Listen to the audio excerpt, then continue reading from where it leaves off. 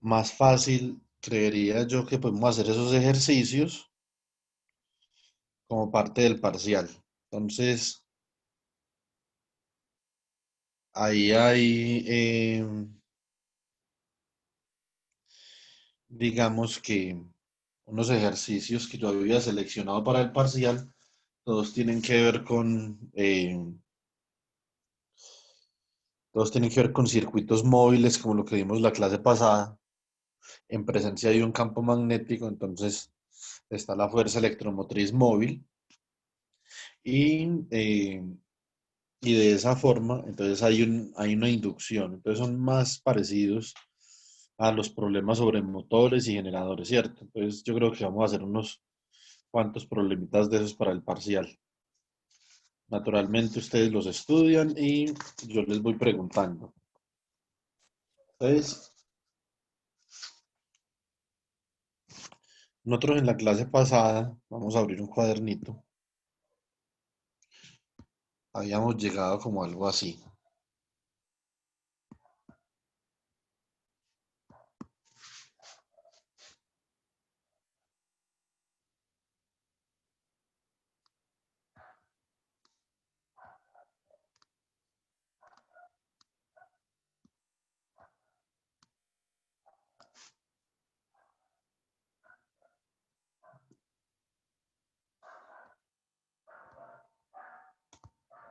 Entonces,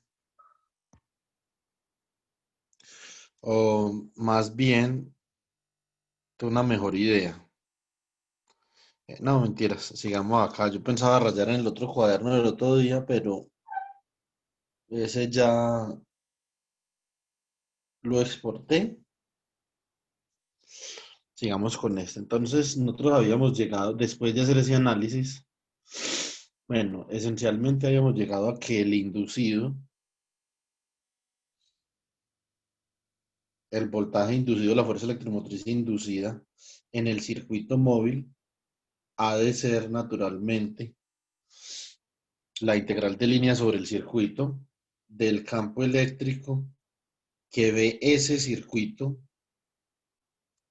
producto punto con el diferencial de línea, y habíamos dicho que esto era menos la integral sobre superficie de la derivada con respecto al tiempo de la inducción, producto punto con el diferencial de área, más la integral de línea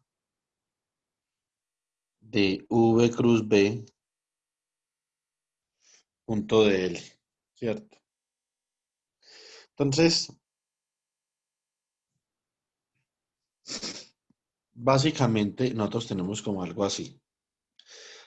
Ahora, eh, cuando nosotros, digamos, que queremos expresar esto de la misma forma que teníamos la ley de inducción de Faraday, cuando no teníamos circuitos móviles, es decir, cuando la inducción se debía única y exclusivamente a este término de acá. Este término lo vamos a llamar de ahora en adelante el término transformador.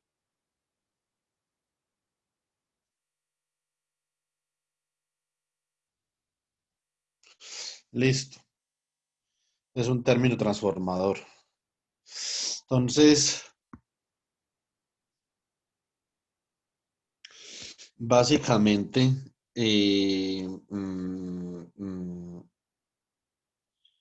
este otro término de acá lo vamos a llamar el término móvil.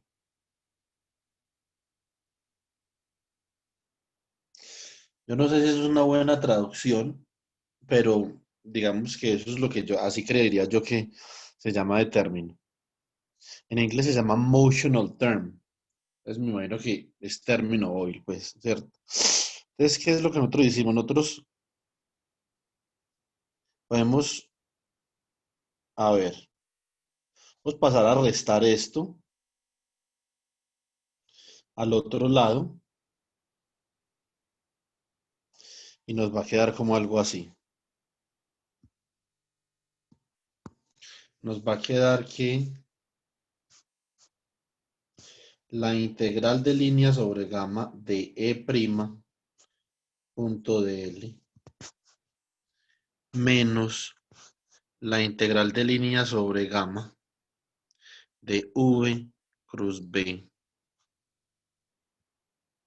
punto de L es igual a menos la integral de superficie de la derivada de la inducción, producto punto con el diferencial de área. ¿Cierto? Entonces, eso es básicamente lo que nosotros tenemos ahí. Ahora, si nosotros reunimos términos semejantes, entonces, por lo menos en este lado, entonces eso ahí se podría expresar como la integral de línea sobre gamma de E menos V cruz B punto de L. Naturalmente, para que esto se pueda sumar o restar, V cruz B tiene que tener las unidades del campo magnético, del campo eléctrico. Es decir, V cruz B tiene que tener V debe de tener unidades de campo eléctrico, perdón, B debe tener unidades de campo eléctrico sobre velocidad y por lo tanto el producto de la velocidad con el campo magnético en la inducción magnética debe tener unidades de campo eléctrico. Entonces, eso tiene unas implicaciones muy profundas dentro de la teoría electromagnética, de la teoría electrodinámica, y es que en esencia, cuando nosotros hacemos un cambio de unidades, si nosotros vemos esto en unidades gaussianas, esto hay que dividirlo por la velocidad de la luz.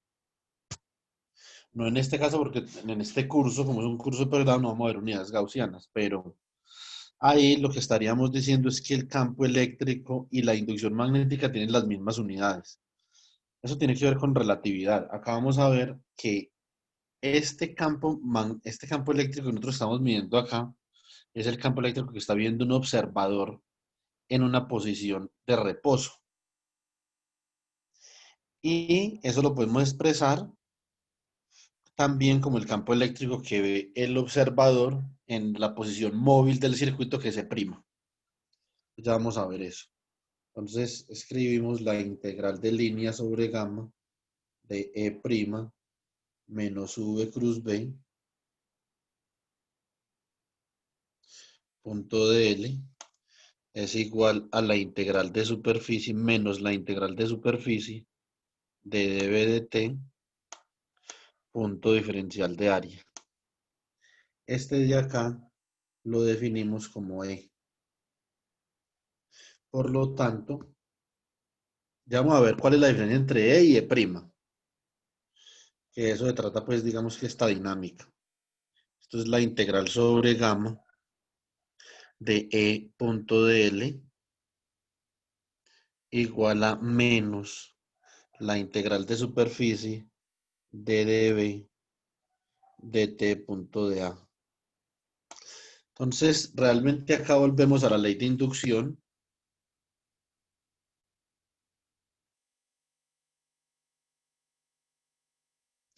Pero aquí tenemos que hacer una precisión. Ese campo eléctrico E y ese campo eléctrico E' son dos cosas diferentes. Ellos solamente son iguales cuando la velocidad del circuito es igual a cero, es decir, cuando es un circuito estacionario. O sea, E es igual a E' menos V cruz B. Es decir, el campo eléctrico visto en una posición de reposo es igual al campo eléctrico visto desde la posición móvil o el sistema de referencia móvil menos un término que tiene que ver con la velocidad. Digamos que el campo eléctrico, a medida que el circuito se está alejando de la posición del observador inercial en reposo, entonces el campo eléctrico comienza a disminuir para velocidades positivas, ¿cierto? Ahora, de acá, entonces nosotros podemos ver que el campo eléctrico para el observador en el circuito que se está moviendo es igual al campo eléctrico para el observador en reposo más V cruz B, ¿cierto? Eso es básicamente lo que tenemos ahí. Este de acá, este nosotros lo conocemos como el campo eléctrico móvil, ¿cierto?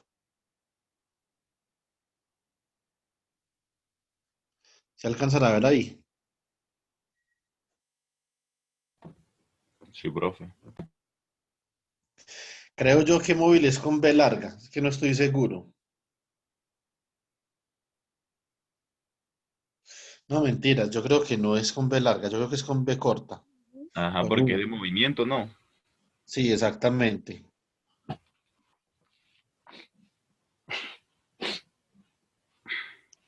Yo para la ortografía en español soy malísimo.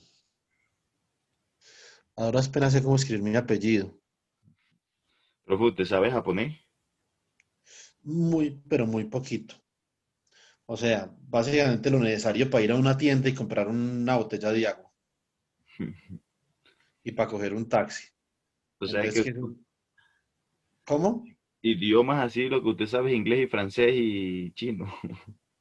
No chino, como él le ocurrió yo a ver chino. No, no, no, jamás. Ni tampoco aprendería chino, eso sería lo último que haría en esta vida.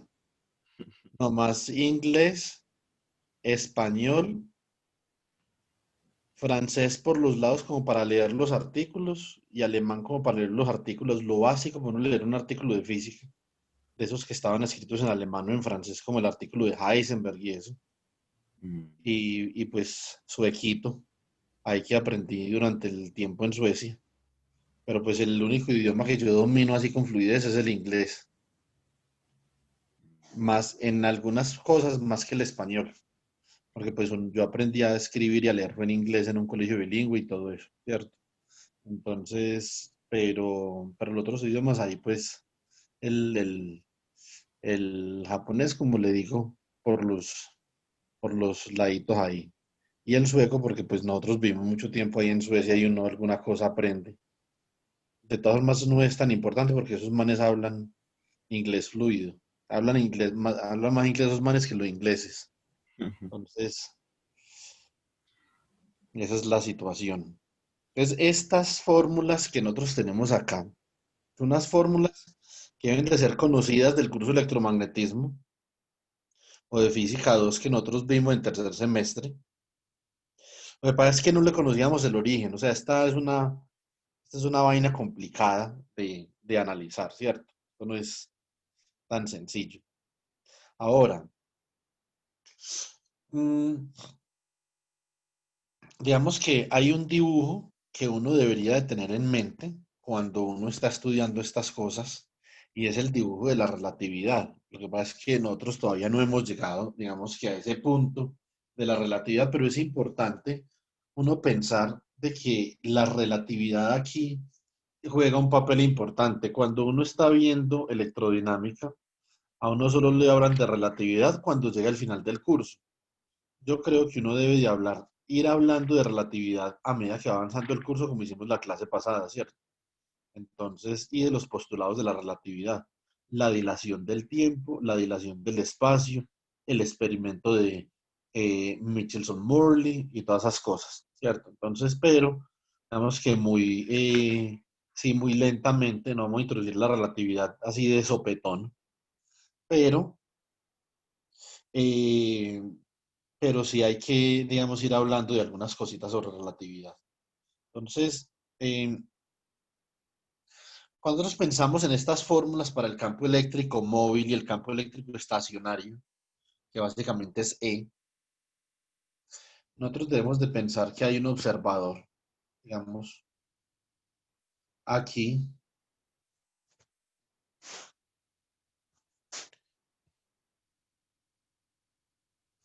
que está en reposo.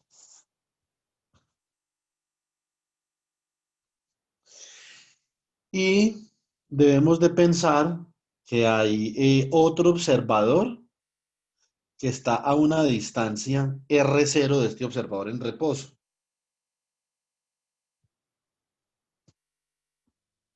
Entonces, digamos que hay otro observador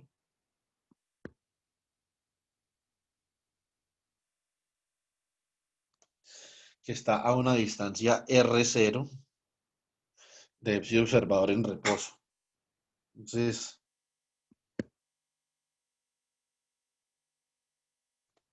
aquí hay otro sistema inercial de referencia.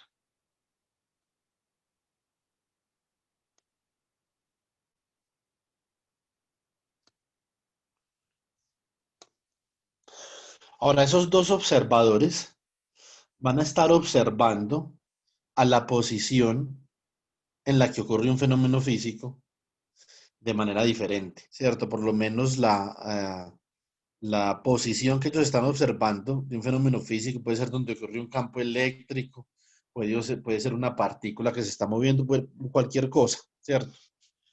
Entonces, que está a una distancia R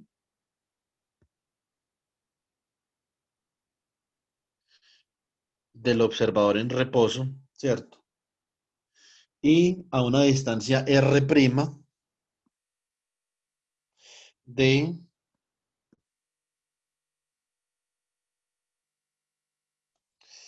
el observador, que vamos a llamar el observador primado. Este es un observador primado porque esto es X', Y' y Z'. Entonces, esto de acá es R'.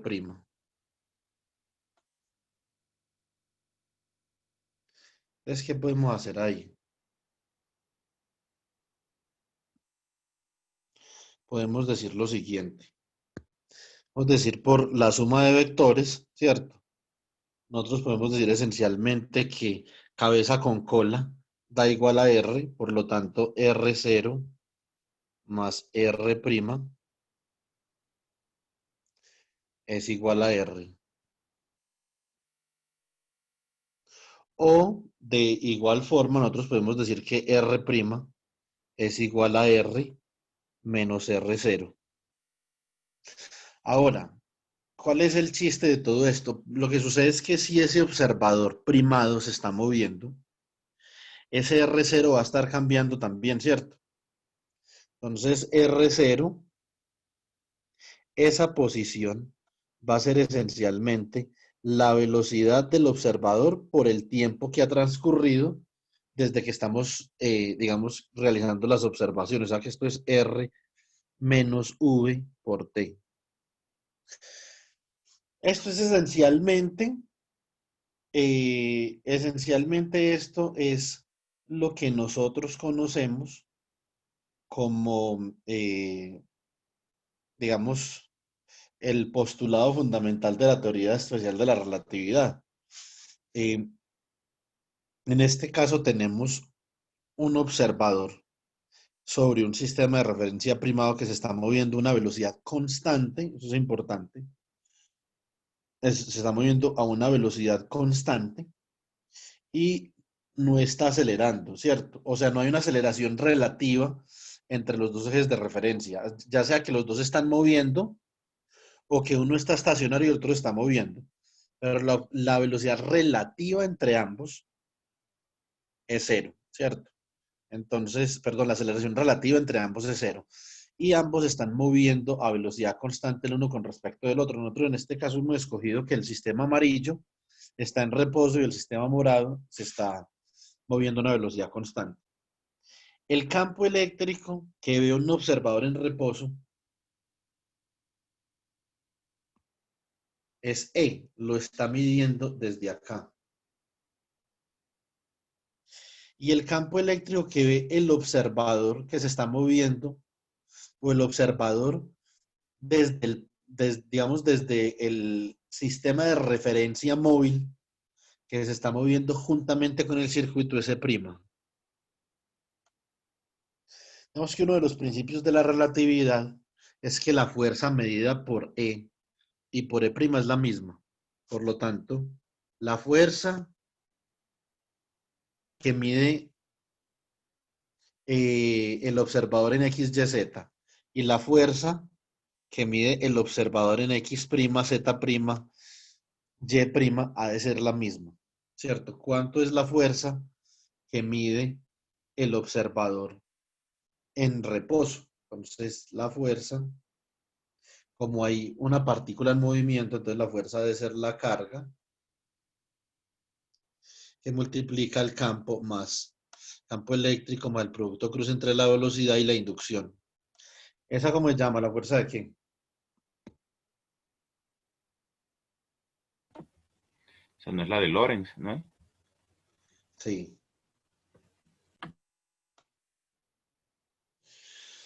Y la fuerza medida en el sistema primado, como para el sistema primado la carga está en reposo, la carga se está moviendo, es con respecto al sistema no primado, ¿cierto? Entonces, como acá la carga está en reposo, la velocidad es cero y esta es la fuerza, que simplemente es una fuerza eléctrica, ¿cierto?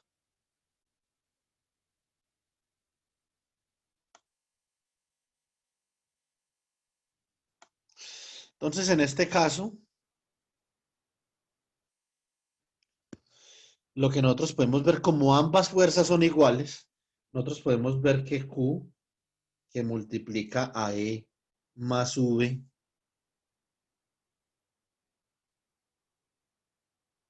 cruz B es igual a Q por E'.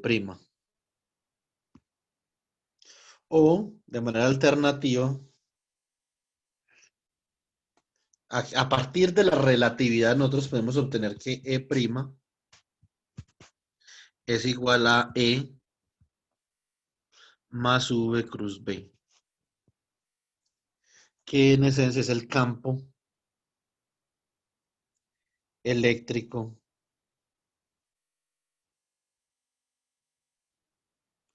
móvil. Ahora, lo que esto nos está diciendo a nosotros, bueno, entonces es que la ley de inducción de Faraday tiene unas implicaciones importantes desde el punto de vista de la relatividad, ¿sí o no? O más bien la relatividad tiene implicaciones importantes sobre la ley de inducción de Faraday, ¿cierto? En el caso en el que tengamos un circuito móvil que se esté moviendo a una velocidad constante con respecto a un observador inercial que está en reposo. Entonces eso es básicamente lo que nos dice la ley de inducción, ¿cierto? Ahora, eh, una pregunta importante que a uno le podrían hacer es ¿por qué? O sea, la fuerza debe de ser igual en los dos ejes de referencia, ¿cierto? Por un principio de invarianza relativista. Pero ¿cómo es posible que el campo eléctrico no sea igual? O sea, ¿qué tipo de cantidad es el campo eléctrico? Que el campo eléctrico puede ser medido por un observador inercial en reposo y por un observador inercial en movimiento y tiene un valor diferente.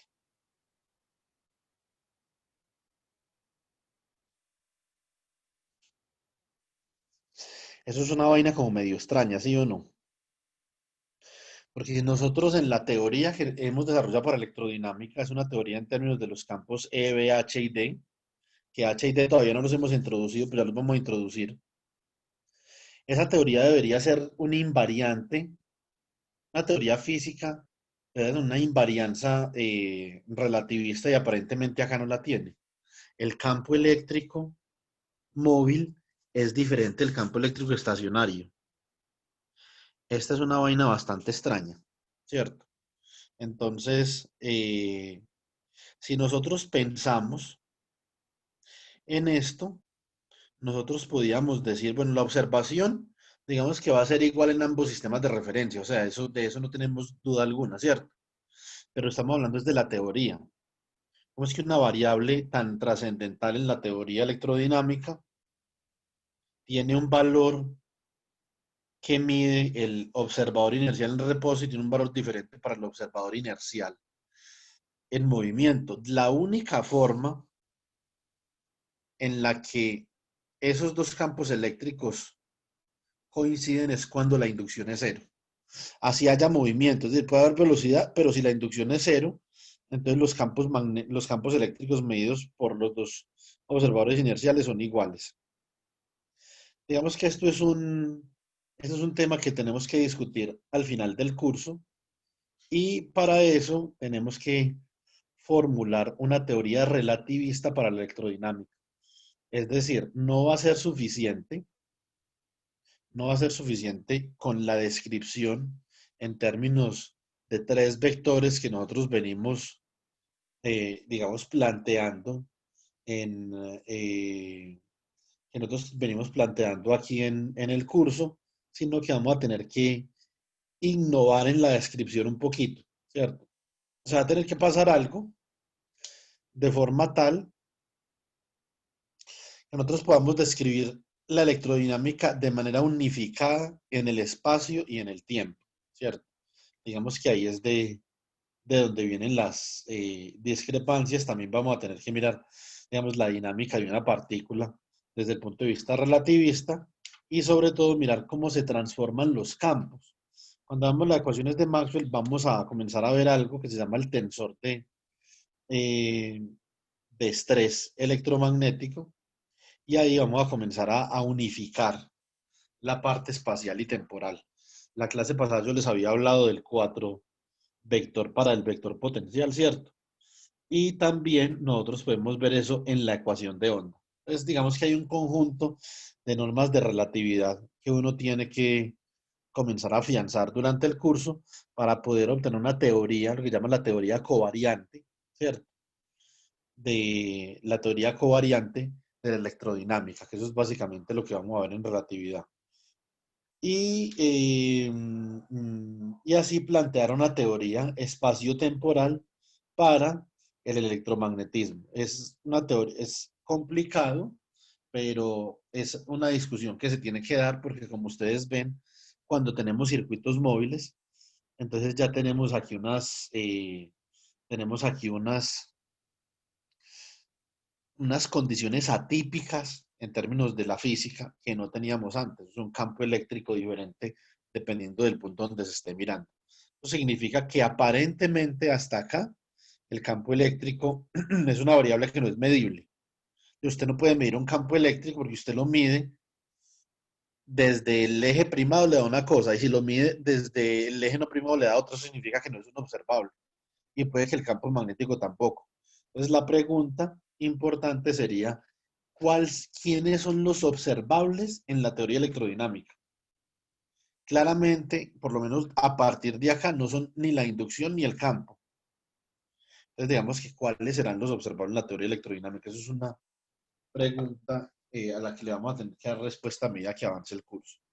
Por el momento, simplemente los quiero dejar con ese pensamiento para que vayan estudiando relatividad. Igual nosotros vamos a ver algo de relatividad. No vamos a ver mucho, solo vamos a ver lo necesario para poder formular la electrodinámica, ¿cierto? Entonces, pero sería interesante que ustedes, digamos, le pegaran una repasadita y una ojeadita a la relatividad, porque como tengo entendido en la universidad es una electiva, no es una materia, ¿cierto? Entonces, y no sé pues qué tanto hayan visto relatividad en física moderna. Eso es un punto importante. Ahora, volviendo a lo que nosotros estábamos, entonces nosotros habíamos hablado de términos en movimiento y términos transformadores. Es términos móviles y términos transformadores. Entonces, en ese orden de ideas, nosotros podemos decir que los términos V,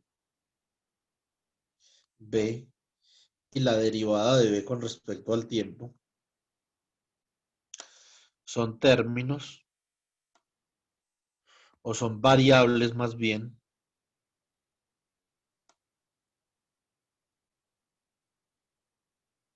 observadas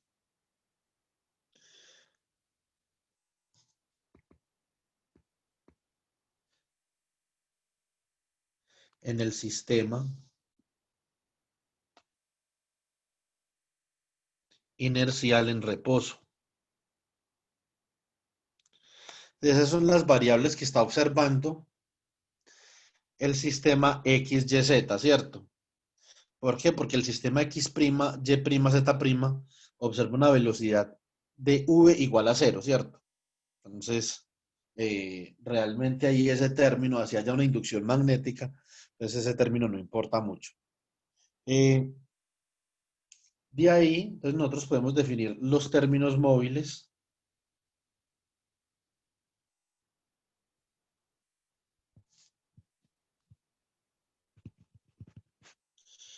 de la siguiente forma. Entonces el campo eléctrico móvil es igual a E más V cruz B, ¿cierto? Entonces, y la inducción móvil es igual a la integral de línea sobre gamma de E' punto dl igual a menos la integral de superficie de B de T punto dA más la integral de línea de V cruz B punto dl, ¿cierto? Ahora, este término móvil de la inducción tiene un término transformador. Este de acá se llama el término transformador porque es el término que incluye la variación temporal de la inducción.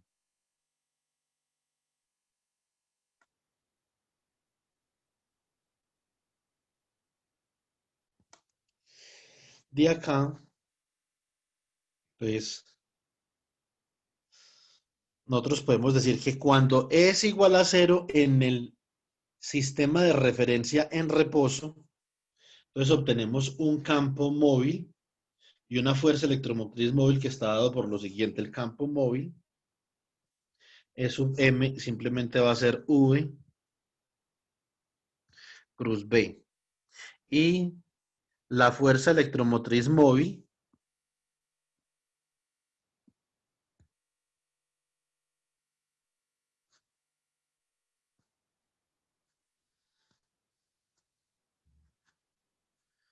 va a ser simplemente igual a la integral de línea de V cruz B punto dl.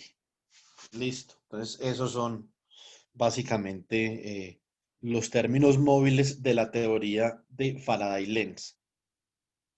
Con estos términos, hay veces que los problemas que nosotros analizamos la clase pasada sobre inducción para calcular el campo eléctrico inducido debido a las variaciones temporales del campo magnético, hay veces que esos problemas son más útiles analizándolos o hay más utilidad física si uno los analiza desde el punto de vista de las variables móviles, desde el punto de vista del campo eléctrico móvil y desde el punto de vista de la tensión inducida móvil, ¿cierto? Entonces creo yo que en uno de los problemas del parcial va a haber una espira que está girando a una velocidad omega y nosotros vamos a ver, en ese caso, vamos a ver mm, cuál es la magnitud de la tensión inducida debido a la frecuencia a la cual está girando, digamos que la espira. Entonces, nosotros sabemos que parte de la variación del flujo se debe a la velocidad de la espira, ¿cierto? Entonces vamos a mirar cuando la espira está girando o se está moviendo. Entonces, ¿cómo es que cambia ese flujo?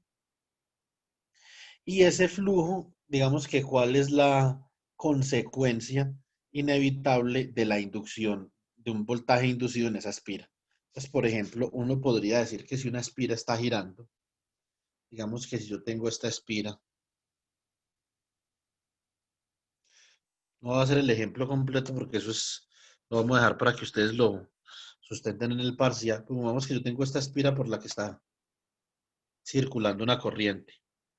Naturalmente esa corriente está generando un campo magnético, una inducción magnética, esa espira está girando a una velocidad omega. Realmente, ¿cómo puedo yo transformar esa integral de línea?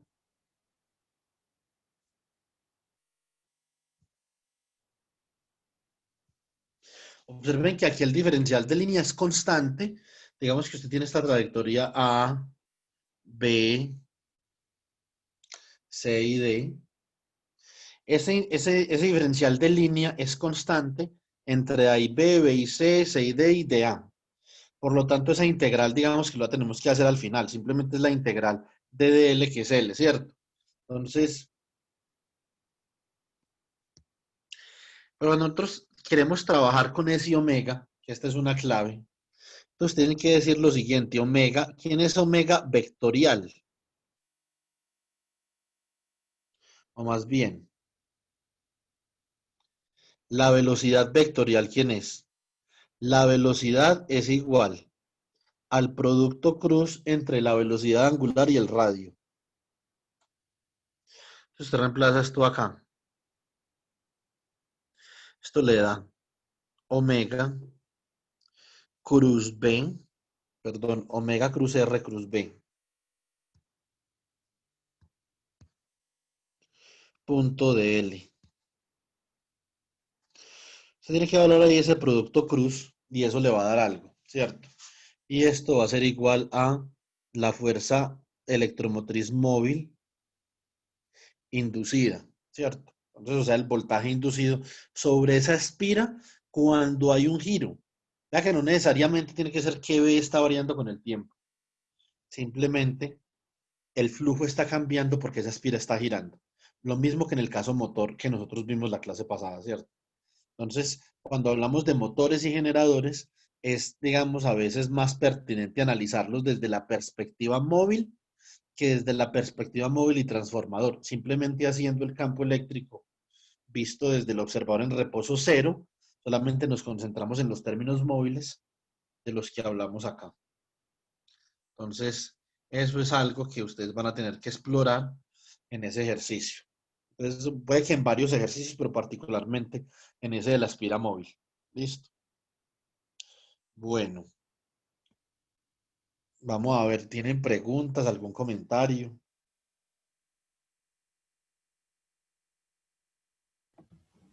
Profe, eso cuando la espira gira con mayor velocidad no aumenta el flujo. Cuando la espira gira con mayor velocidad, ¿no aumenta el flujo? No. El flujo no, pero sí aumenta la razón de cambio del flujo. La razón de cambio del flujo sí, pero no aumenta el flujo. Porque recuerde ahí, Julio, que lo importante en la ley de inducción de Faraday, vista originalmente, no es realmente qué tan grande sea el flujo, sino es qué tan grande sea el cambio del flujo, ¿sí o no? Mm, sí, sí, Si sí, usted sí. tiene integral sobre gamma de E punto de L igual a menos la derivada del flujo magnético con respecto al tiempo, es la variación del flujo, lo que le va a dar a usted, digamos que el valor de ese voltaje inducido, ¿cierto?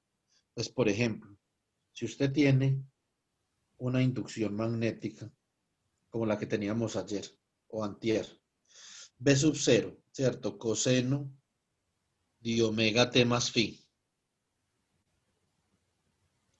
en, digamos, en una dirección a z. Entonces, cuando nosotros calculamos el flujo,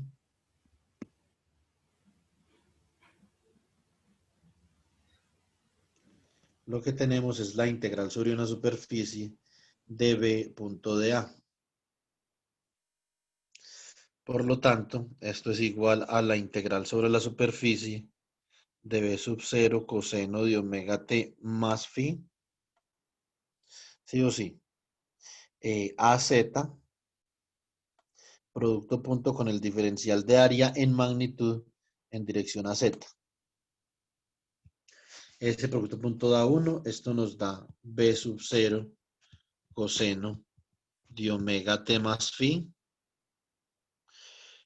por la integral del diferencial de área, o sea que esto nos da B sub 0 por el área por el coseno de omega t más phi. Entonces vea que ahí en el flujo, Julio, el flujo no aumenta en este caso de ninguna forma con omega, ¿sí o no? Ahora, la derivada del flujo, sin embargo, la derivada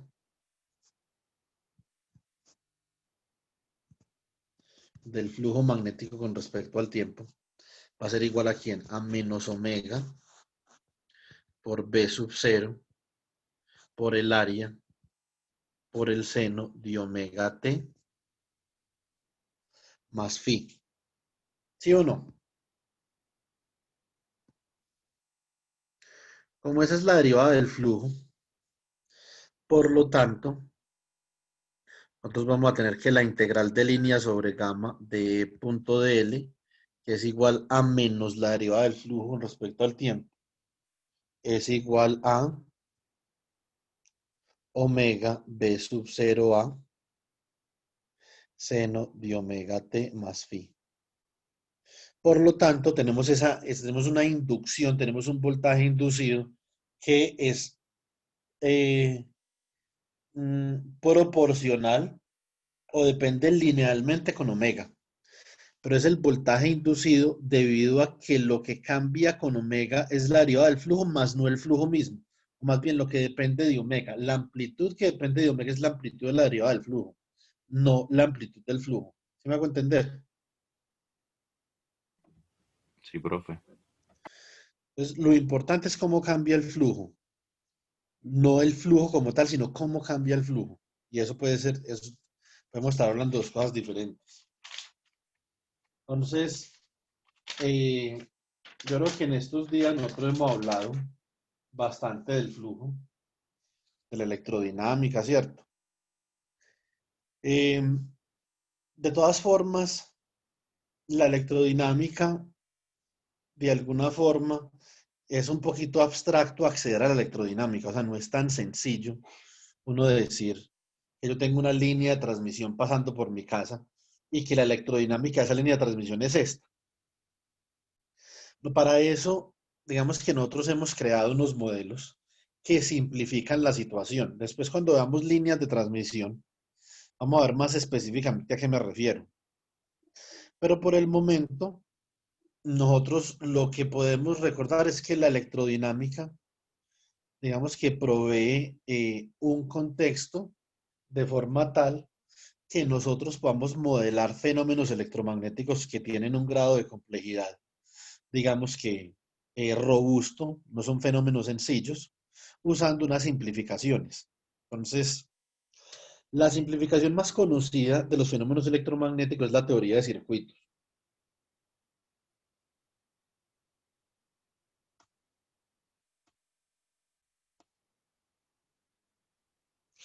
Entonces, la teoría de circuitos es una aproximación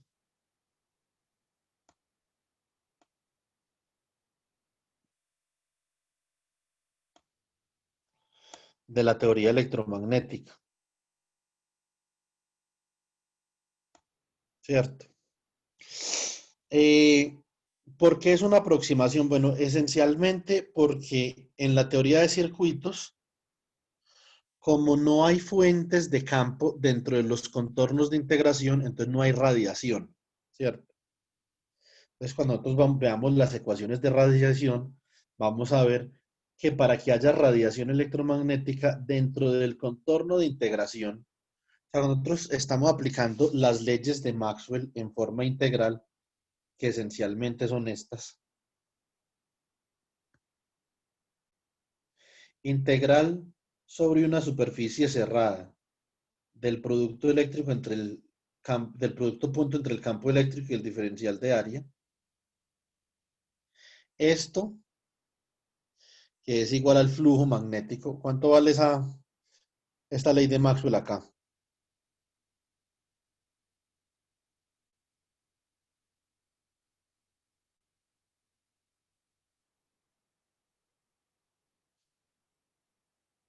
Mejor dicho, esa es la ley de Gauss. Si yo tengo que la divergencia del campo eléctrico es igual a ρ sobre epsilon sub 0,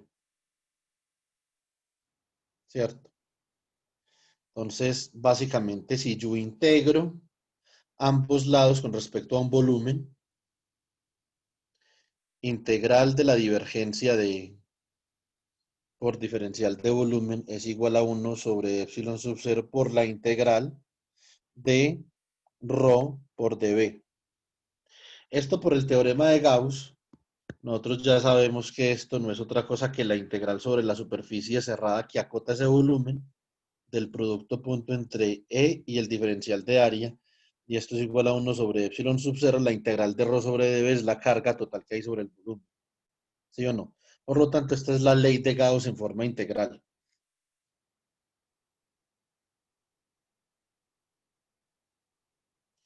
Entonces, estas son las formas en las que uno puede obtener las leyes de Maxwell en forma integral a partir de las leyes en forma diferencial con las que hemos trabajado, digamos que más frecuentemente. Entonces, la integral sobre una superficie cerrada de E punto de A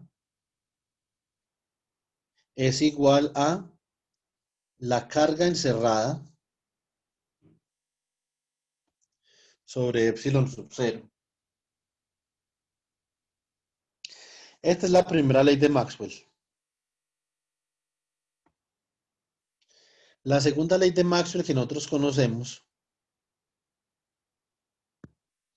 es que la integral sobre una superficie cerrada de la inducción magnética producto punto con el diferencial de área, es decir, el flujo sobre una superficie cerrada que es distinto a lo que hemos calculado en la ley de inducción, porque es el flujo sobre una superficie abierta, es igual a cero, debido a la circulación de ese campo, ¿cierto? Lo que nos está diciendo es que la circulación de B es igual a cero, esencialmente. Perdón, que la circulación, no, que la divergencia de B es igual a cero, ¿cierto? Pero también es debido a la circulación del campo, ¿cierto? Entonces, que es un campo que circula, entonces si usted encierra la circulación por una superficie, las líneas que entran son las mismas líneas que salen. Esta sería como la segunda ecuación de Maxwell que nosotros vimos en el curso. Listo. Julio, ¿cuál es la tercera ecuación de Maxwell que vimos en el curso?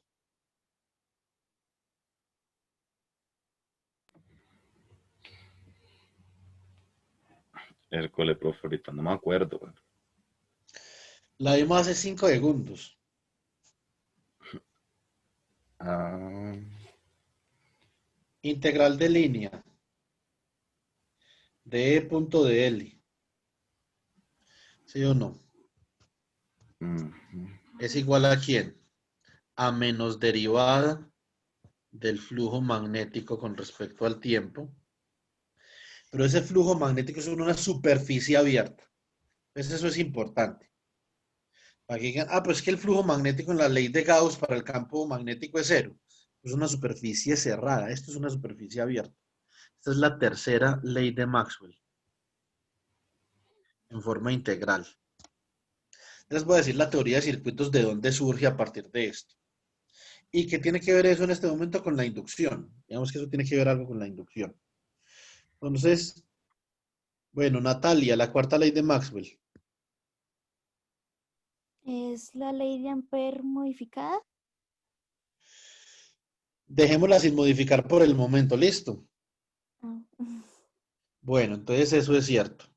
La cuarta ley de Maxwell, como bien dice Natalia, es la ley de Ampère. Ahora, realmente para llamarle a eso, Natalia tiene razón en una cosa. Para llamarle a eso ley de Maxwell, entonces realmente tendríamos que colocar la variación del campo eléctrico con respecto al tiempo, pero dejemos eso sin la variación del campo con respecto al tiempo, porque eso no es importante para lo que voy a hacer. Entonces eso significa que B punto de L, es decir, la circulación de B, como B tiene circulación, esa circulación va a tener una fuente que es igual a mu sub 0 por la corriente que encierra esa superficie gamma. Estas son las cuatro ecuaciones de Maxwell en forma integral, ¿sí o no? Entonces, digamos que variación temporal aparte. Bueno, entonces aquí habría, cuando tenemos variación en el tiempo, como vimos en el quiz, cuando hay variación temporal, ¿qué pasa con la ley de Ampère? La ley de Ampère viola qué principio. el principio de conservación de la carga. Muy bien, viola el principio de conservación de la carga. Entonces, ahora cuando hablamos nosotros de la teoría de circuitos, nosotros decimos que hay un campo eléctrico y un campo magnético, sí, pero que ese campo eléctrico y ese campo magnético han sido generados en algún punto por fuera del circuito. Sí, bueno, nosotros no sabemos dónde, pero en algún lado han sido generados. ¿Por qué?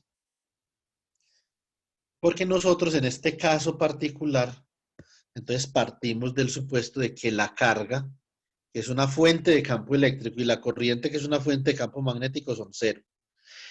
Y cuando este es el caso también en la parte diferencial, este es el caso en el que la densidad de carga es igual a cero y la densidad de corriente es igual a cero. Es decir, no hay fuentes encerradas por estos contornos de integración de acá. Y en ese caso particular, nosotros podemos obtener cosas como la primera ley de Kirchhoff, la segunda ley de Kirchhoff, la ley de Ohm, a partir de la teoría electromagnética, ¿cierto? Eh, eh, mm, Podemos obtener muchas cosas y podemos simplificar el comportamiento electromagnético con un conjunto de elementos que están unidos por cables. Entonces ya más o menos han visto eso. Tenemos acá una fuente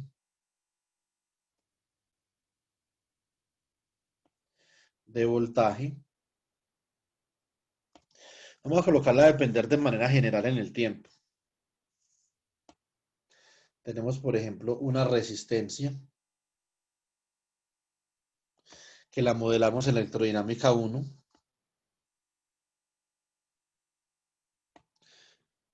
Tenemos una capacitancia que lo modelamos en electrodinámica 1 usando la ecuación de Laplace, ¿sí o no? Y tenemos otro elemento adicional. Es un elemento que todavía no hemos visto. Yo no sé si ustedes alcanzaron a ver esto en su curso de electromagnetismo. Yo, por ejemplo, el semestre pasado no lo alcancé a ver.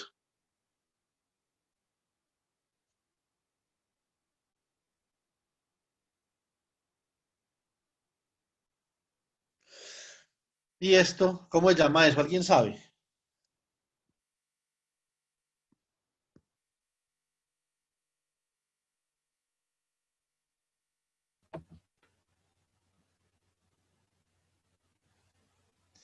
Daniel, ¿cómo se llama ese elemento que parece como un arrollamiento ahí?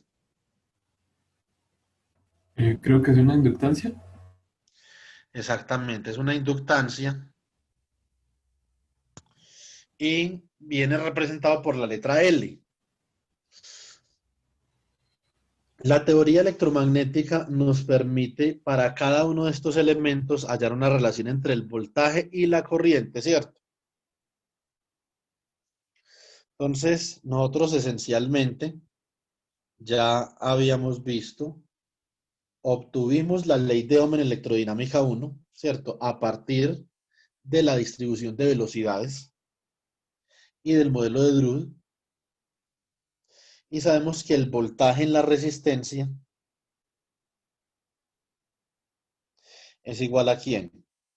A la corriente por la resistencia. También vimos que el voltaje en la capacitancia es igual a 1 sobre la capacitancia por la integral de 0 a t de la corriente I de tau por d tau. Pero realmente no hemos visto, todavía no hemos construido el concepto de inductancia. A nosotros en la 1 construimos el concepto de capacitancia, bueno, realmente no lo construimos, porque esto ustedes ya lo vieron de haber visto en el electromagnetismo. Simplemente recordamos el concepto de capacitancia y calculamos la capacitancia de un cono, ¿sí o no? En el último parcial. Entonces, usando la ecuación de Laplace en coordenadas esféricas, calculamos la capacitancia de un cono. Eh,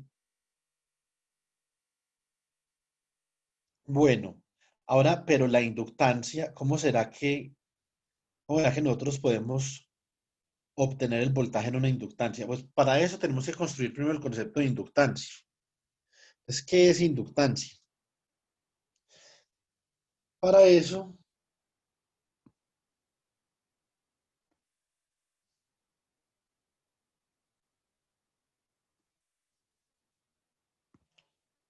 Entonces vamos a considerar, por ejemplo, digamos que por acá tenemos una trayectoria cerrada por donde circula corriente y a esa trayectoria la voy a llamar gamma J. Entonces por gamma J circula una corriente, que vamos a llamar IJ.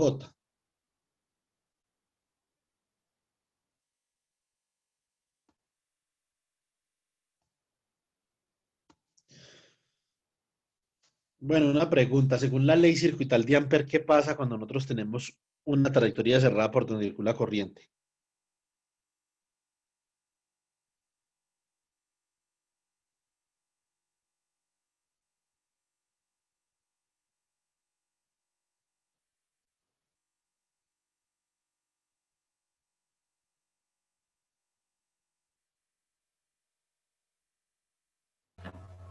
¿Puede repetir la pregunta, profe? Según la ley circuital de Ampere, ¿qué pasa cuando nosotros tenemos una trayectoria cerrada por donde circula corriente?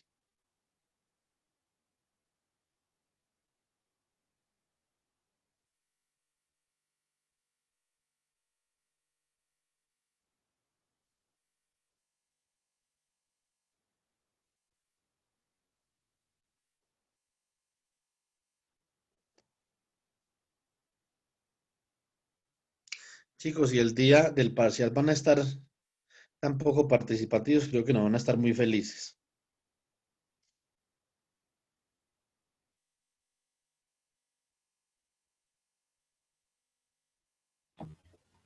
Profe, pero, o sea, ¿qué pasa en cuanto a qué? ¿Al campo magnético? ¿A qué? Sí, ¿O qué claro. pasa? O sea, una trayectoria cerrada por donde circula corriente genera un campo magnético, ¿sí o no? La integral no daría cero. No, porque vea Mm, que aquí la integral, es decir, cuando nosotros transformamos esta cuarta ecuación de Maxwell a su forma diferencial, lo que nosotros podemos ver es que la corriente es una fuerza de rotacional de campo. Por lo tanto, la corriente es una fuente de campo, ¿cierto? Entonces, siempre que hay una trayectoria cerrada, hay corriente. Y cuando hay corriente por esa trayectoria cerrada, entonces nosotros sabemos que ya hay un campo que viene dado por la ley de la mano derecha, ¿sí o no? Ah, es tangencial, ¿no? A la línea de... En este caso no, pero pues cuando la corriente está encerrada la corriente está encerrada, no circulando sobre la trayectoria, está encerrada por la trayectoria, el campo sí es tangencial a la trayectoria. Pero en este caso la corriente no está encerrada por la trayectoria, la corriente está circulando a través de la trayectoria. Es igual a... Por lo tanto, el campo magnético cumple con la regla de la mano derecha ahí, ¿sí o no?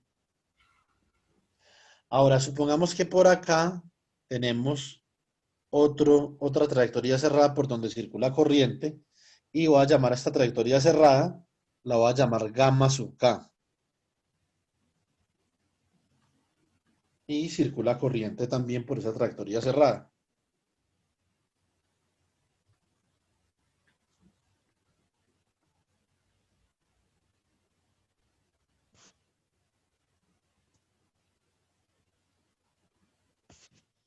Digamos que estos son los diferenciales de línea de esas trayectorias, ¿cierto?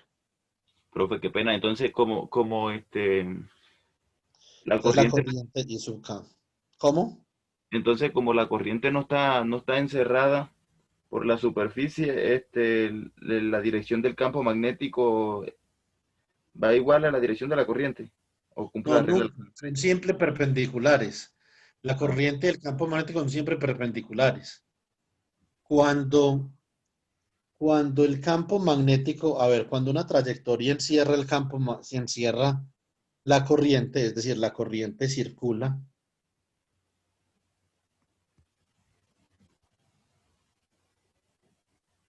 está circulando a través de esa trayectoria.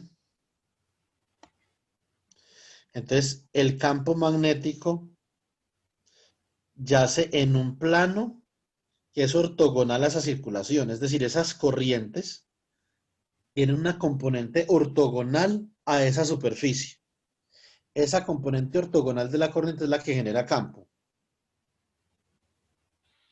Entonces, y ese campo acá, o esa inducción B, circula alrededor de esa corriente. Eso es lo que nosotros vimos cuando vimos el teorema de Stokes, ¿cierto? Y esto esencialmente se reduce a ¿qué?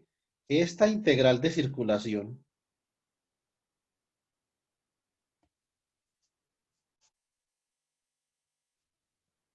de B punto de L, que por el teorema de Stokes es igual a la integral sobre esa superficie S abierta que está definida por gamma. Esa trayectoria gamma define un área superficial. Y a través de esa área superficial hay un flujo. El flujo del rotacional de la inducción magnética. Punto DA, donde DA simplemente es un vector ortogonal a esa superficie, ¿cierto? De magnitud igual al diferencial de área. Y esto es igual a mu sub 0 por la corriente encerrada. Ahora, lo que esto nos está diciendo es que realmente la circulación de la inducción magnética que es generada por esa corriente que encierra la trayectoria gamma, esa circulación de ese campo magnético entonces está produciendo un flujo del rotacional del campo magnético a través de la superficie. Y el flujo del rotacional de ese campo magnético, que es ortogonal a la superficie, ¿sí o no? Es igual a mu sub 0 por la densidad de corriente, que es la ley de Ampère. Por lo tanto, la corriente que va en la misma dirección de la densidad de corriente va en la dirección del rotacional de B, ¿cierto? Y eso implica que como el rotacional de B es ortogonal a B, por definición, ¿sí o no? Entonces, la implicación que eso tiene es que el campo de inducción magnética es ortogonal a la dirección de la corriente. Ahora, en este caso que a nosotros nos atañe acá para la inductancia, cada una de estas trayectorias, gamma J y gamma K, donde nosotros podemos ubicar, por ejemplo, los diferenciales de línea con respecto a este sistema de coordenadas. Vamos a decir, por ejemplo, que este diferencial de línea de acá se encuentra a una distancia RJ. Y este otro diferencial de línea de acá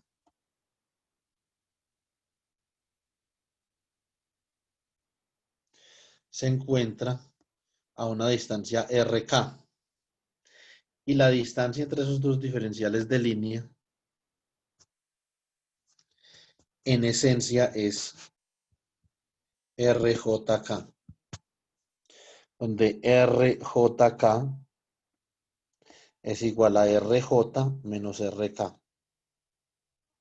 ¿Sí o no?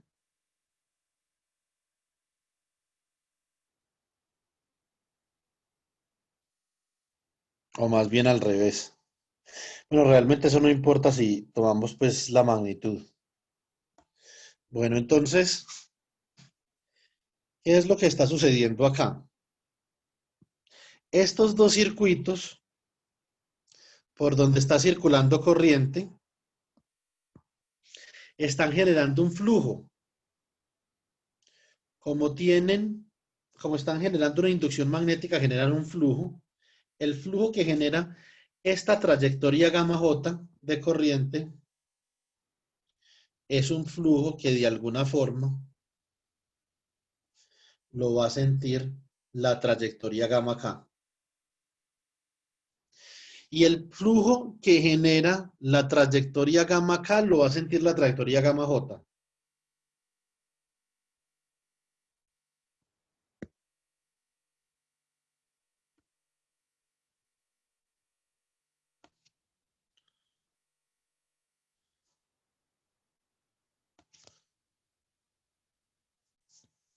Entonces, este concepto que nosotros estamos viendo ahí, que el flujo el flujo magnético de una trayectoria que genera una trayectoria, lo siente la otra, ¿cierto? Entonces, esto se llama el concepto de flujo magnético mutuo. Es decir, la corriente IK produce una inducción magnética cuyo flujo asociado, porque la inducción magnética naturalmente nosotros sabemos que tiene un flujo magnético asociado que viene dado por la integral de superficie de B punto de A. Entonces ese flujo magnético asociado lo siente la otra trayectoria de corriente, o sea que lo siente el otro circuito. Y cuando ese flujo magnético lo siente el otro circuito y ese flujo cambia con el tiempo, entonces en el otro circuito se está sintiendo ¿qué? Una inducción, ¿sí o no? Hay una inducción eléctrica en el otro circuito, lo que es la inducción electromagnética. Es decir, cuando el flujo que genera gamma K cambia con el tiempo y lo siente gamma J, usted está induciendo sobre gamma J una fuerza electromotriz adicional. Ahora, esto se llama flujo mutuo. Cuando ustedes buscan, por ejemplo, en Internet, busquemos a ver en Internet flujo mutuo, a ver qué nos sale.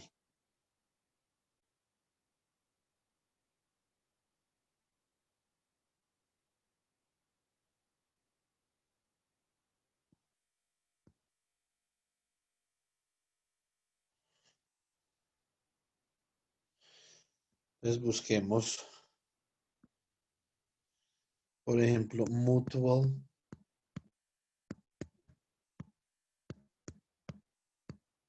magnetic flux.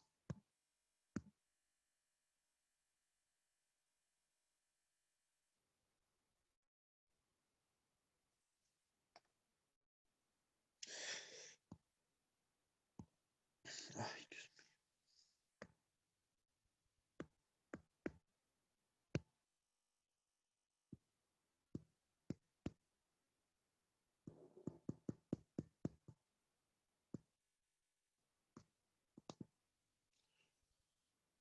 Miren que se puso pesada la tablet.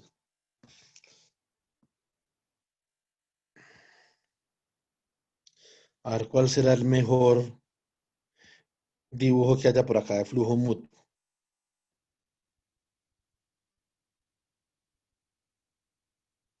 No, podría ser, por ejemplo, este dibujo de acá, que el flujo magnético que está generado por una bobina lo está sintiendo también la otra bobina, ¿cierto? Entonces, esto también se le conoce como el efecto de inducción mutua, como decía ahí, mutual induction. Entonces, ahora, ¿qué es lo que nosotros podemos hacer? Nosotros nos vamos a hacer la siguiente pregunta. ¿Cuál es el flujo? Ojo acá. ¿Cuál es el flujo generado por la trayectoria gamma sub K que siente la trayectoria gamma sub J? Esa es la pregunta.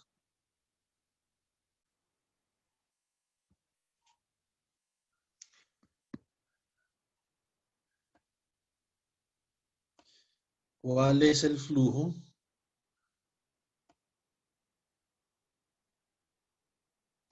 generado por la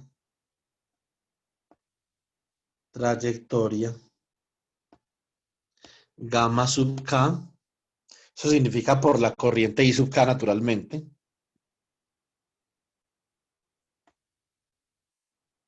Que siente la trayectoria gamma sub J. Entonces, esa es una pregunta interesante. ¿Cuál será el flujo debido a I sub K que se siente en el circuito gamma J? ¿Y qué consecuencias de circuito podrá tener eso? Yo puedo decir lo siguiente, flujo magnético igual a integral sobre una superficie abierta de B punto de A. Pero nosotros habíamos visto antes que B se podía expresar como el rotacional de un potencial vectorial, ¿sí o no? O sea que esto es igual a la integral sobre S del rotacional de el potencial vectorial a producto punto con el diferencial de área. Bueno, esto realmente utilicemos otra ahí para no confundirnos con entre diferencial de área y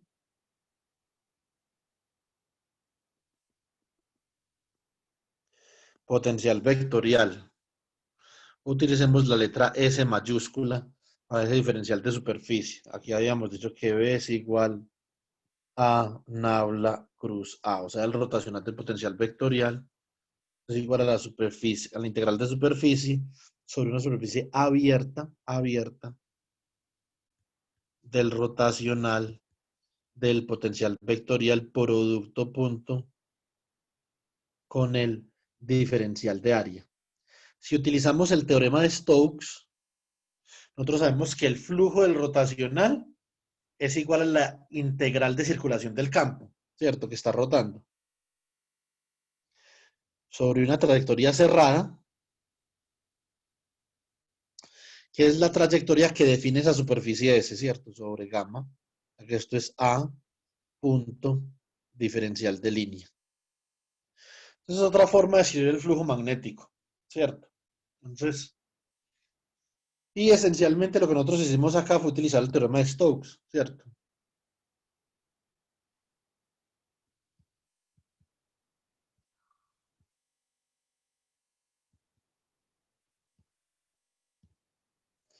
Entonces, ahí digamos que no hicimos nada más que utilizar el teorema de Stokes.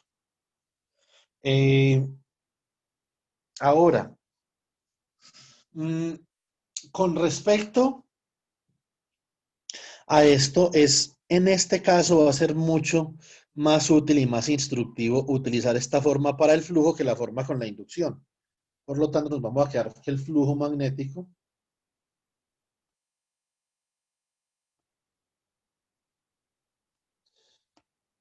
lo vamos a expresar como phi sub m igual a la integral de línea sobre gamma del potencial vectorial punto de L. Entonces ahora la pregunta que queríamos resolver.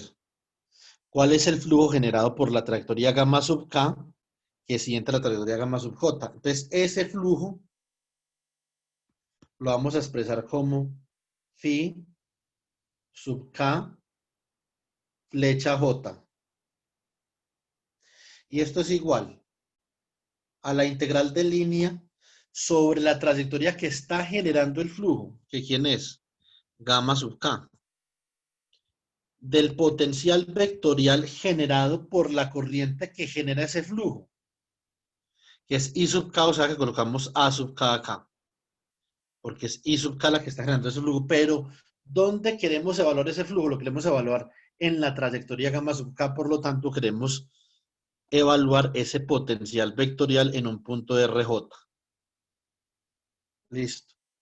Producto punto diferencial de línea asociado con la trayectoria gamma k. O sea, diferencial de línea L sub k.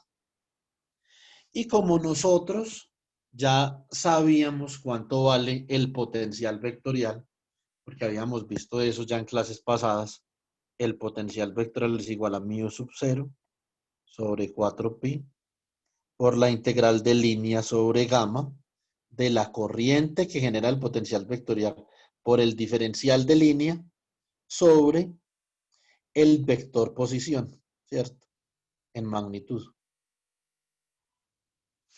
Entonces, por lo tanto, si nosotros reemplazamos esa definición acá, entonces decimos que el flujo es igual a la integral de línea sobre gamma sub k de el potencial vectorial, que es mu sub 0 sobre 4pi por la integral de línea sobre gamma sub j, ¿sí o no? Que es porque gamma sub j es donde, digamos, no, perdón, esto es gamma sub k. sea que eso estaba como raro. Esta de acá es gamma sub J. Y esta de acá es gamma sub J. Porque esto es donde nosotros estamos sintiendo el flujo. Y este es quien está generando el flujo. Disculpen ahí. Entonces, por lo tanto, esta también de acá es gamma sub J. Pero aquí cuando estamos calculando el potencial vectorial, si es la trayectoria que genera el potencial vectorial. O sea que es gamma sub K. Por la corriente que lo genera, que es I sub K. Por el diferencial de línea sub LK. Dividido digamos, la distancia que hay entre el punto que está generando el potencial y el punto que lo está sintiendo. O sea, la distancia de campo. Es la magnitud de R sub JK. Producto punto con el diferencial de línea sub J. Entonces, básicamente cuando yo escribo esto de forma compacta, yo puedo decir que el flujo phi sub KJ es lo que conocemos como el flujo mutuo. Esto es igual a μ sub 0 sobre 4pi por la integral de línea sobre gamma sub k, integral de línea sobre gamma sub j, y sub k, de L sub k punto de L sub j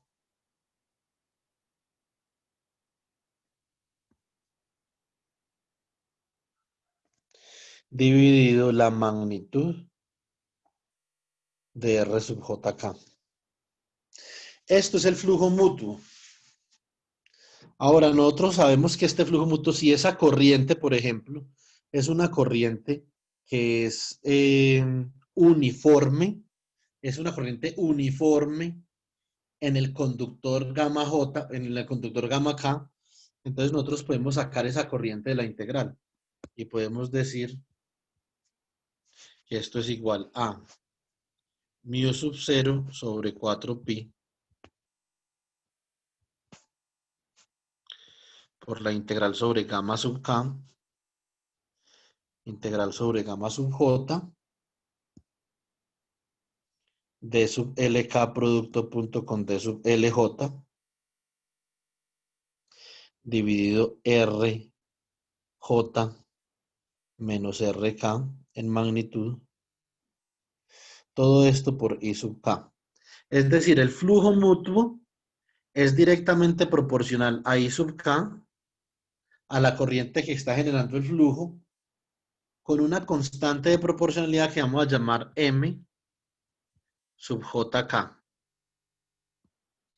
M sub JK la conocemos como la inductancia mutua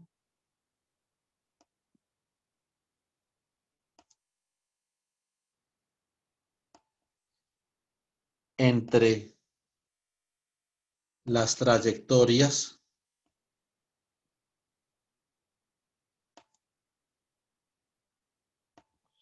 circuitales gamma sub J y gamma sub K. Ese es el concepto de inductancia mutua. Entonces, paremos acá un momentico. Si tienen preguntas, es mejor que hagamos las preguntas de una vez.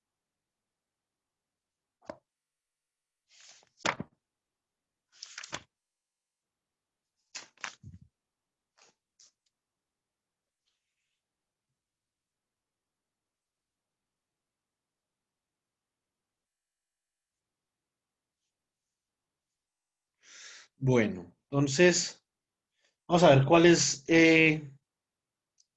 la fuerza electromotriz inducida en el circuito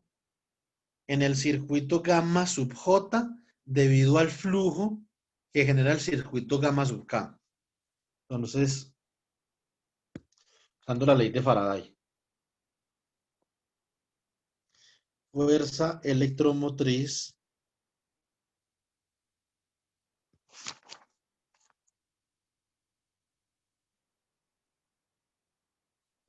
inducida. Esencialmente la fuerza electromotriz inducida por el flujo generado por K sobre la trayectoria gamma sub j es igual a la menos derivada del flujo magnético generado por K sobre J con respecto al tiempo. Y esto es igual a, como la inductancia mutua M sub JK es constante, entonces si hay inducción debe ser porque la corriente está cambiando con el tiempo.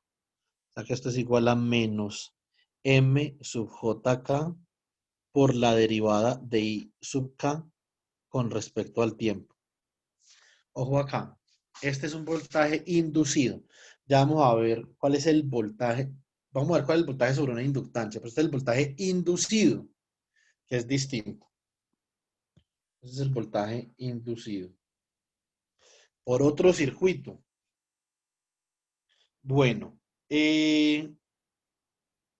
ahora, cuando usted tiene, digamos, varios circuitos que están generando flujo, usted tiene varios circuitos que están generando flujo sobre el circuito gamma sub J, entonces simplemente el flujo total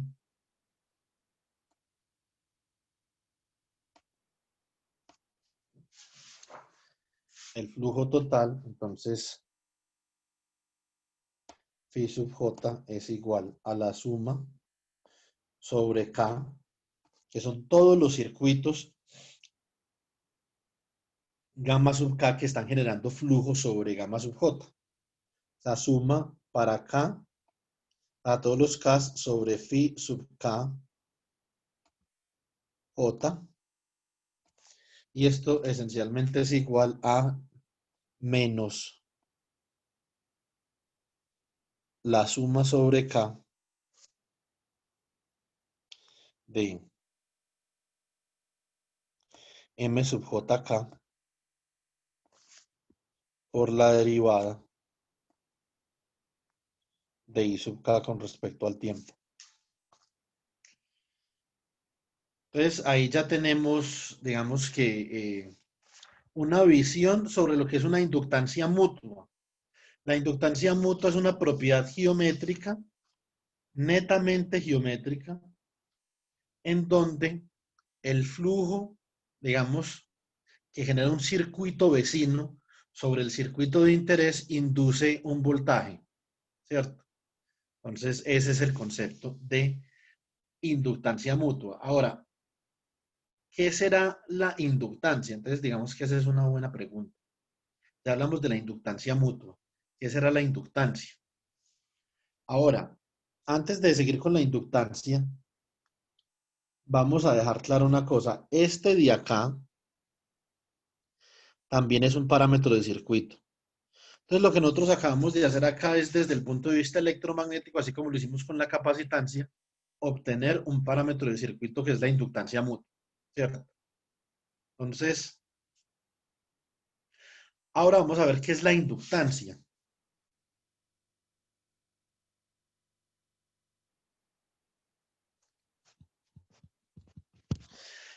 La inductancia se puede obtener de esta formulación fácilmente pensando en lo siguiente.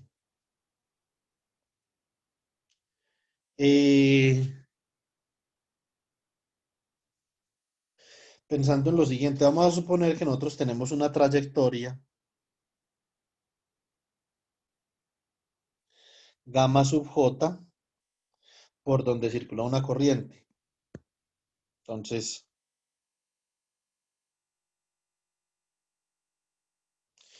dibujemos la corriente en otro sentido para que el campo magnético salga de la página y no entre. Entonces,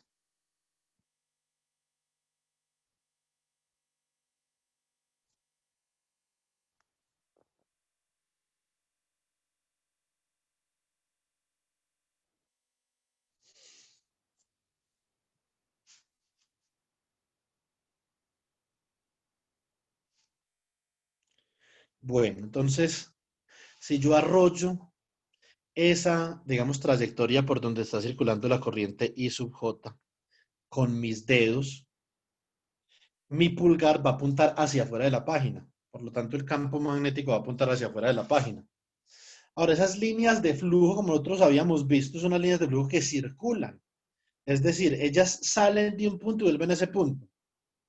Entonces, además de que puede haber otro circuito en los alrededores que siente ese flujo, además de eso, y este es el punto importante, neurálgicamente importante, esas líneas de flujo que salen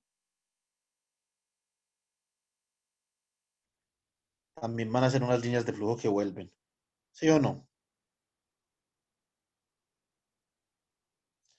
Porque esta es la característica del campo de inducción magnética, que las líneas de flujo poseen una propiedad de circulación.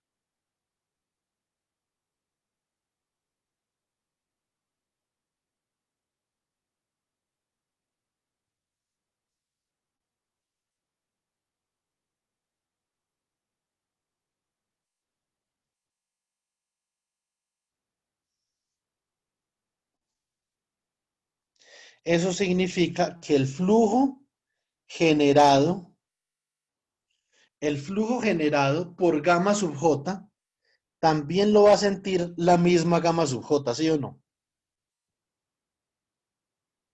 Puede que haya otro circuito por ahí que lo sienta y que haya un flujo mutuo entre este circuito y otro. Pero también el flujo generado por gamma sub j lo va a sentir el mismo gamma sub j. Ese concepto se llama autoflujo.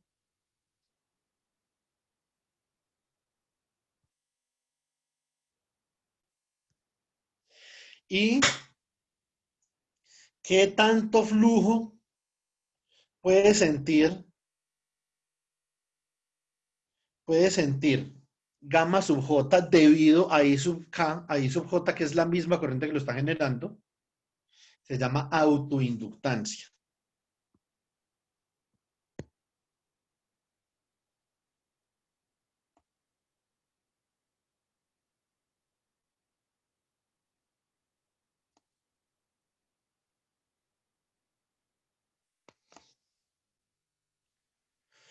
La autoinductancia es lo que nosotros conocemos simplemente como la inductancia, que es este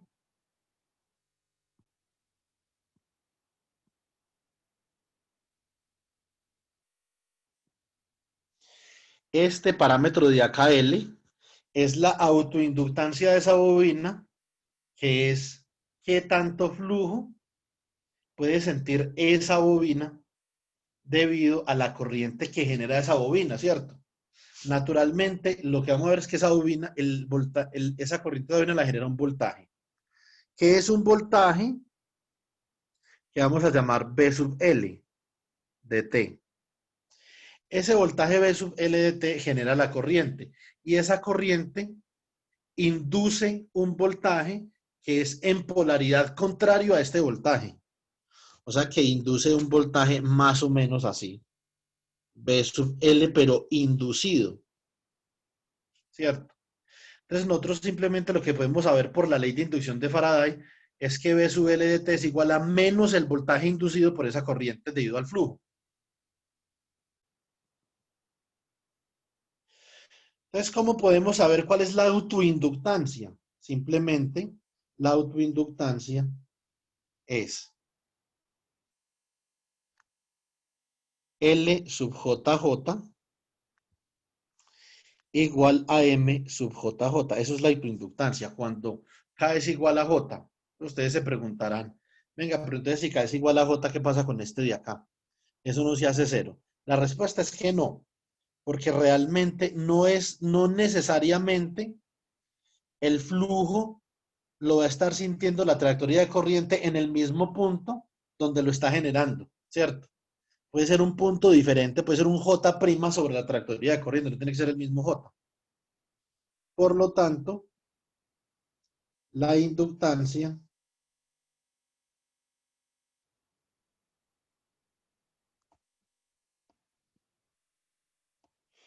la podemos definir como la inductancia o la autoinductancia, que es realmente como se conoce desde el trasfondo más técnico posible, pues. L sub JJ. Entonces, L sub JJ simplemente va a ser igual a mu sub 0 sobre 4pi. ¿Sí o no? Por la integral, y aquí es donde viene la clave. La integral sobre gamma sub j, integral sobre gamma sub j, ¿sí o no? De el diferencial de línea sub j producto punto con el diferencial de línea prima sub j, es decir, dos diferenciales de línea diferentes, por lo tanto, se está sintiendo el flujo en dos puntos diferentes para que este R sub JJ no sea cero.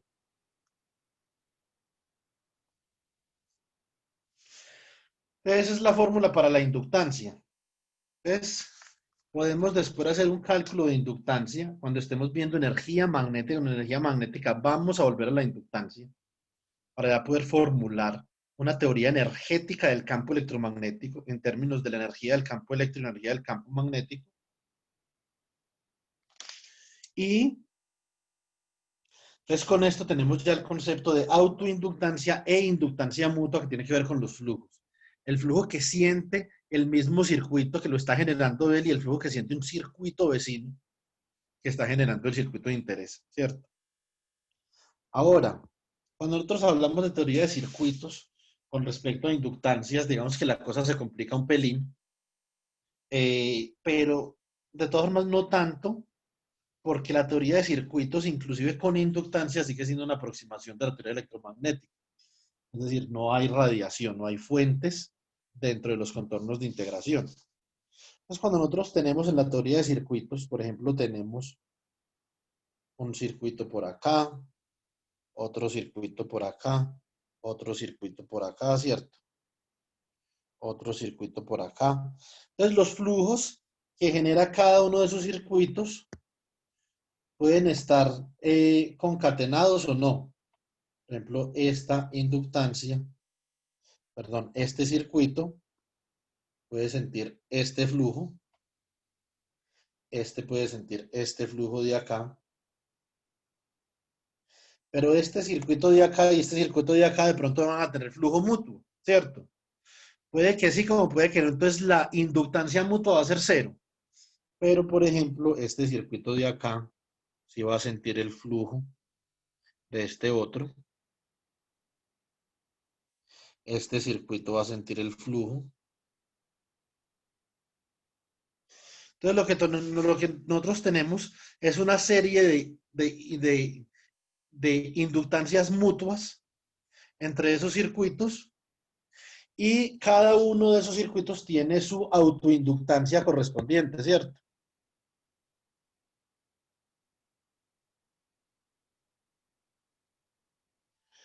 Pues cada uno, digamos que tiene su autoinductancia correspondiente.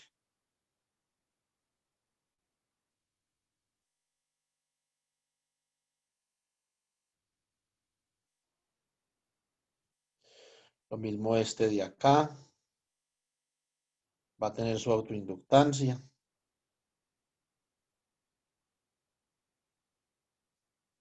Lo mismo va a tener también la autoinductancia. Este de acá va a tener una autoinductancia. Ahora, la autoinductancia típicamente es más grande que la inductancia, porque digamos que está más cerca para sentirla el mismo circuito que un circuito vecino. Esta es una aplicación importantísima de la ley de inducción de Faraday, no solamente en los transformadores, sino también en las máquinas eléctricas. Nosotros a partir de circuito queremos modelar esto como un solo elemento, lo modelamos como una matriz. Una matriz cuyo número de filas es igual al número de columnas y es igual al número de circuitos que están generando flujo. ¿Cierto? Entonces, esto es aquí, por ejemplo, L1, L2. En la diagonal van las autoinductancias. Y por fuera de la diagonal van las inductancias mutuas entre los circuitos. Por ejemplo, esta es la inductancia mutua entre 1 y 2. Hasta la inductancia mutua entre 1 y n. Lo mismo acá, la inductancia mutua entre n y 1. Entonces, así crea la matriz. Ahora, un punto importante de modelar circuitos usando esto es que nosotros debemos de considerar el signo de la inductancia mutua. ¿Cuál es el signo de la inductancia mutua? Si el flujo generado por 1 y 2 se suman, entonces el signo de M12 es positivo en esa matriz. Si se restan es negativo. Depende de si los flujos tienen la misma orientación o no. Eso en últimas va a depender pues de la corriente, ¿cierto? Entonces, por último, lo que yo les decía sobre la ley de inducción de Faraday, es por lo tanto el voltaje inducido por la autoinductancia, ese voltaje B sub L de T inducido es igual a menos la autoinductancia por la derivada de la corriente.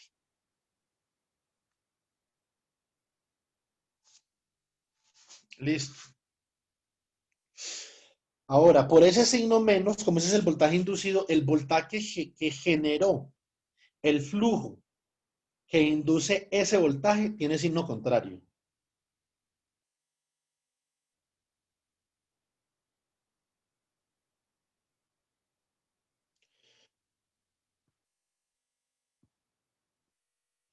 O sea, este voltaje B sub L de T tiene el signo contrario al voltaje inducido por por la parte de Lenz de la ley de Faraday.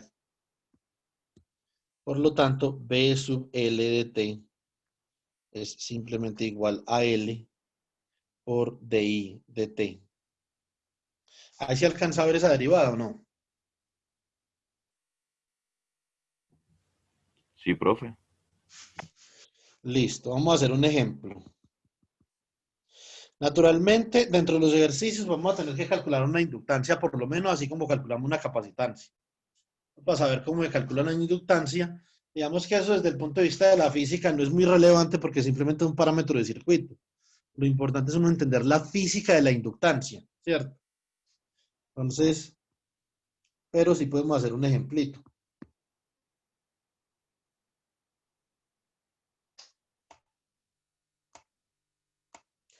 Digamos que tenemos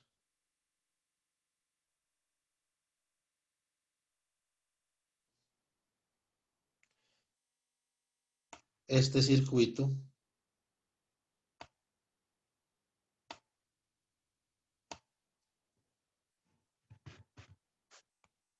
Esto es L1.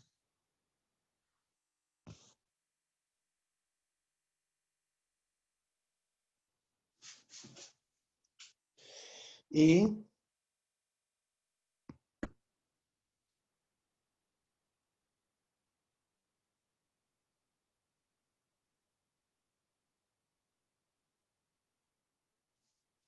esto es L2. Esto es R2. Y esto es R1.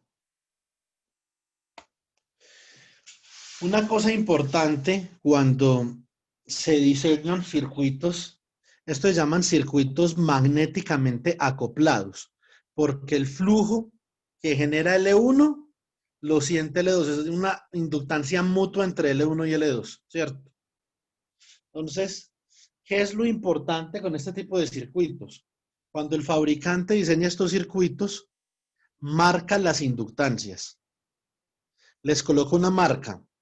¿Qué significa eso? Esa marca significa que si la corriente entra por el lado donde la inductancia está marcada, genera un flujo positivo, donde el fabricante le definía a uno cuál es la dirección del flujo positivo naturalmente, ¿cierto?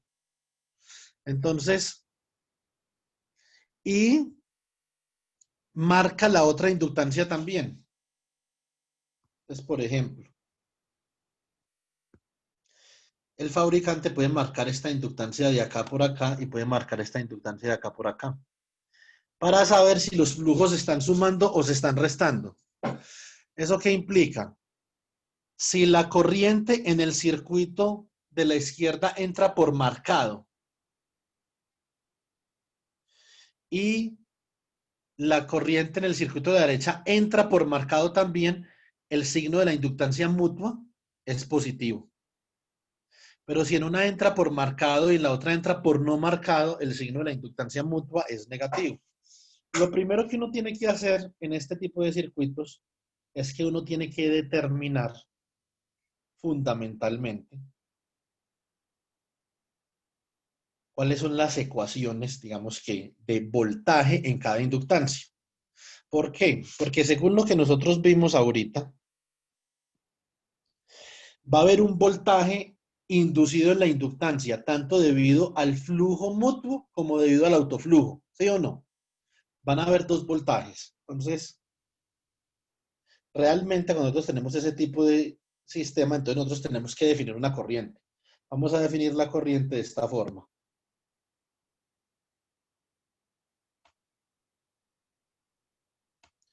Esta corriente es I1. Y esta corriente de acá la vamos a definir de esta forma. No hay ningún problema. Si usted define la corriente de la forma que no es, después cuando solucione el circuito y le da negativa, pues simplemente le cambia de signo y ya. Y cuando cambia de signo, también va a cambiar de signo, entonces el acople mutuo. Entonces, ¿qué es lo primero que nosotros hacemos cuando tenemos este tipo de circuitos? Expresamos el voltaje en la inductancia 1 y el voltaje en la inductancia 2 van a ser iguales a la matriz de inductancia, que en este caso es L1, L2, menos porque entra por marcado en un lado, entra por marcado en el circuito izquierdo y entra por no marcado en el derecho, ¿cierto? Entonces, menos M12 menos M12, y esto lo multiplicamos por el vector de la derivada de las corrientes, que es lo que teníamos a la derecha en la ecuación de flujo. Flujo igual, perdón, derivada de flujo igual a la autoinductancia o inductancia mutua por la derivada de la corriente. Entonces, esto es la derivada de la corriente por la inductancia 1, y acá va la derivada de la corriente por la inductancia 2. Entonces, ¿qué tenemos de ahí? Nosotros de ahí podemos obtener dos ecuaciones multiplicando esa matriz por ese vector para los voltajes en las inductancias.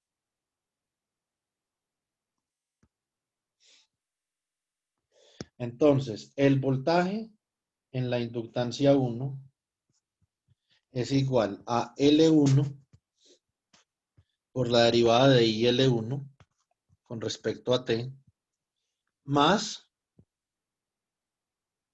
o más bien menos, M12 por la derivada de IL2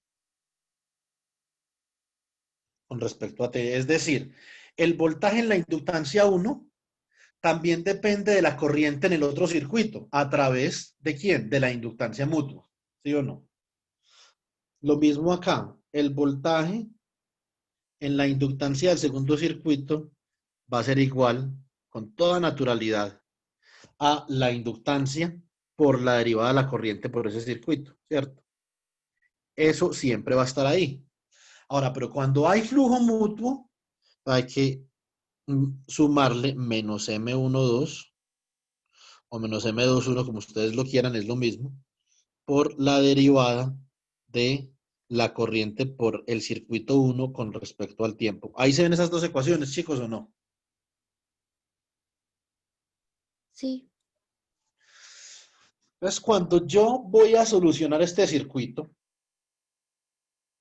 ¿qué tengo yo cuando lo voy a solucionar? Yo aplico la ley de Kirchhoff en ambos lados.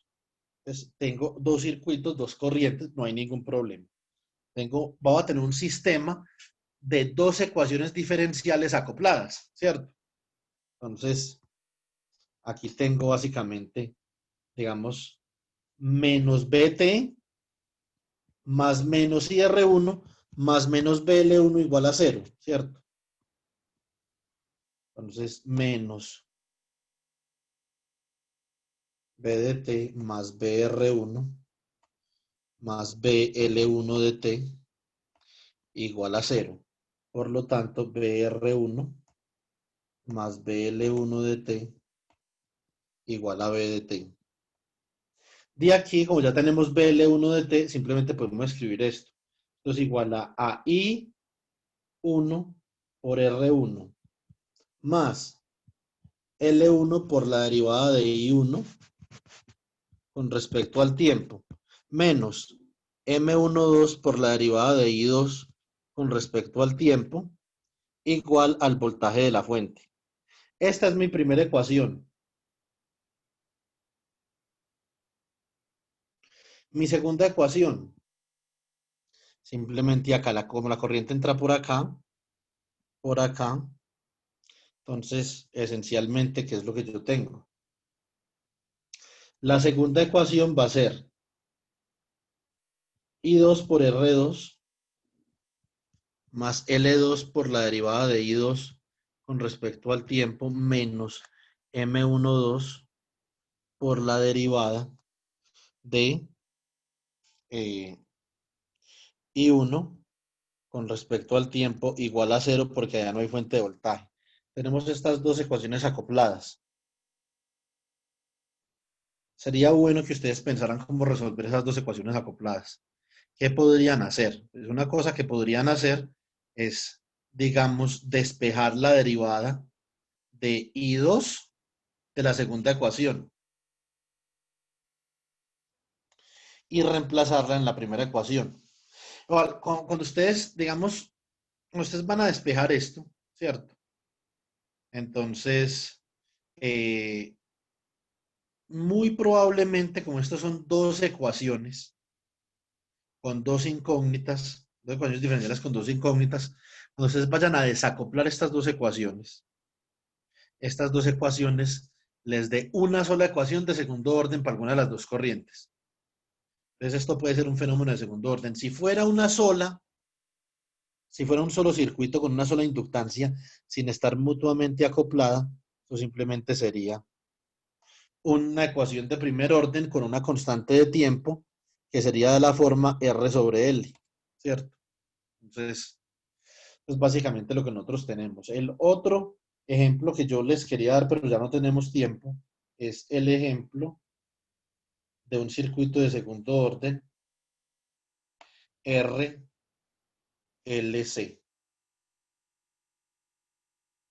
que tiene tres regímenes de operación. Tiene régimen amortiguado, dentro del cual está subamortiguado, sobreamortiguado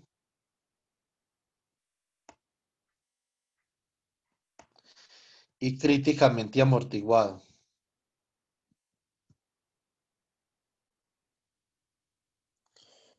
Cuando la resistencia es igual a 0, entonces esto simplemente es un oscilador armónico, o sea que ya no está amortiguado. Es el otro ejemplo que yo quería tratar, pero pues ya se nos acabó el tiempo.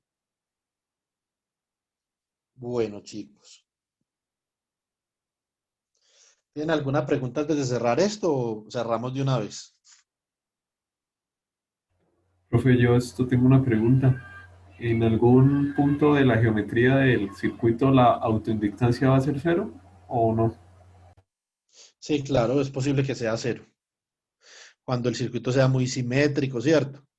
Cuando los dos circuitos, por ejemplo, estén en contrafase, por ejemplo, si la cantidad de flujo que sale de un circuito es igual a la cantidad de flujo que sale del otro, pero realmente están en sentido opuesto, pues digamos que no va a haber autoinductancia, ¿cierto? O sea, cuando no haya, cuando no haya flujo de un circuito que sienta el otro, Y eso tiene que ver también mucho con la simetría. No todas las simetrías admiten que el circuito I sienta flujo del circuito K. Entonces eso depende de la geometría también. Y la inductancia es una buena pregunta, Daniel, porque la inductancia, tal como la capacitancia, no es un parámetro eléctrico, ya que es un parámetro netamente geométrico, depende de la geometría de las cosas. Listo, profe, gracias.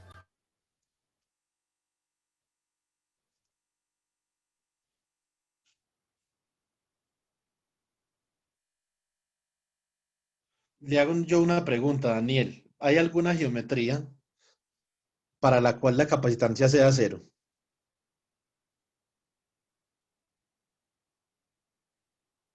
La capacitancia también depende de la geometría, ¿sí o no? Sí, no se me ocurre ninguna, quizás una circular. No piense en esa pregunta, Daniel, y me comenta después. ¿Por qué? Que de hecho la pregunta que usted hizo es importante porque es cierto, o sea, hay unas geometrías que dan cero flujo mutuo, pero ¿por qué eso mismo no sería posible para la capacitancia? Es una buena pregunta.